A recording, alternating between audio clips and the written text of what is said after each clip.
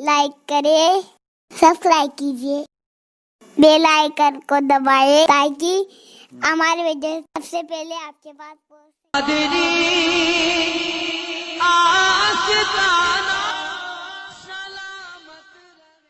صحابی کہتے کسے ہیں؟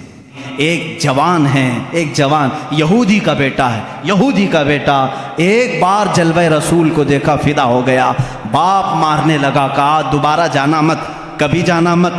نوجوان ہے، نوجوان ہے، باپ نے کہا دوبارہ کبھی جانا نہیں محمد کو دیکھنے کے لیے، لیکن وہ حسرت کہاں سے جائے جو ایک بار جلوہ رسول کو دیکھ لے۔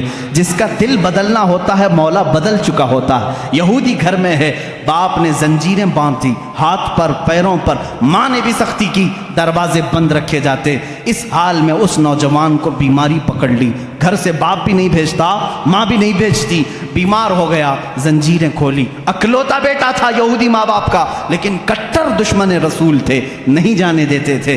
نوجوان بیمار ہو گیا، بیمار کا علاج بھی کرایا گیا، حکیم آئے، طبیب آئے، لیکن بیماری بڑھتی ہی گئی، بڑھتی گئی، اس لیے کہ یہ وہ بیماری ہے جس کا علاج بھی نہیں ہے۔ اعلیٰ حضرت رضی اللہ تعالیٰ عنہ نے فرمایا ہے، جان ہے عشق مصطفیٰ روز فزوں کرے خدا، جس کو ہو درد کا مزہ ناز دوا اٹھائے کیوں، پھر کے گلی گلی تباہ ٹھوکریں سب کی کھائی کیوں، دل کو جو عقل دے خدا تیری گلی سے جائے کیوں۔ یہ وہ صحابہ کا درد تھا۔ اس نوجوان نے جب بیماری شدت پکڑ لی، ماں باپ کو رحم آ گیا، ترس آ گیا۔ اب وہ وقت بھی آیا، ایک بڑے حکیم نے آ کر کے مشورہ دیا، اس کی جان بلب ہے، اس کی جان نکلنے کا وقت ہے، یہ مر جائے گا، اب یہ زندہ رہنے کی اس کے اندر کوئی بھی صورت نظر نہیں آتی۔ ماں باپ سے کہا جو کھائے کھلا دو، جو پیے پلا دو۔ حکیم چلا گیا، ماں باپ رونے لگے، جوان بیٹا ہمارے سامنے چلا جائے گا۔ اس کے پاس آئے، پوچھنے لگے بیٹا اتنا بیمار ہو گیا، معاف کر دے، ہم نے تیرے ساتھ سختیاں کی تھی، لیکن تو خوش ہو جا، تو کیا چاہتا ہے، کیا کھانا چاہتا ہے، کیا پینا چاہتا ہے؟ اس نوجوان نے کہا ایک بار محمد عربی کا چہرہ دیکھنا چاہتا ہوں صلی اللہ تعالیٰ علیہ وسلم۔ وہ ایمان لایا ہوا نہیں ہے، ایمان لایا ہوا نہیں ہے۔ اس باپ نے کہا اس کی تو حد ہو گئی، مرنے کے قریب آیا پھر بھی کہتا ہے اس کو دیکھوں گا۔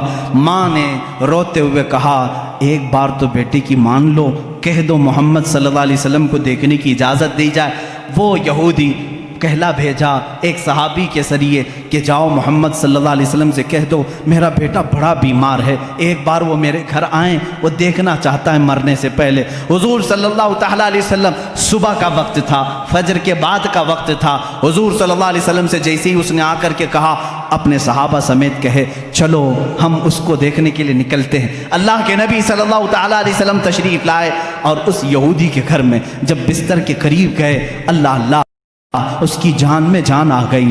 وہ جو بیمار، وہ جو کمزور، اپنے جسم کو حرکت نہیں دے سکتا تھا، اللہ کے نبی کو اپنے سرانے کے پاس دیکھ کر کے مسکرا پڑا، چہرے میں جان آ گئی اور حضور کو دیکھتا رہا۔ میرے آقا صلی اللہ علیہ وسلم نے فرمایا اتنی تاخیر کس بات کی، کیا اب بھی مجھے آخری رسول نہیں تسلیم کرو گے؟ اس نے کہا لا الہ الا اللہ محمد الرسول اللہ۔ میرے آقا صلی اللہ تعالیٰ علیہ وسلم نے اپنا دست مبارکہ اس کے چہرے پر رکھا تھا۔ میرے آقا کے جسم اقدس کی، دست اقدس کی ٹھنڈک پہنچی اور روح قبض عنصری سے پرواز کر گئی، وہ صحابیت کے مقام کو پہنچ گئے۔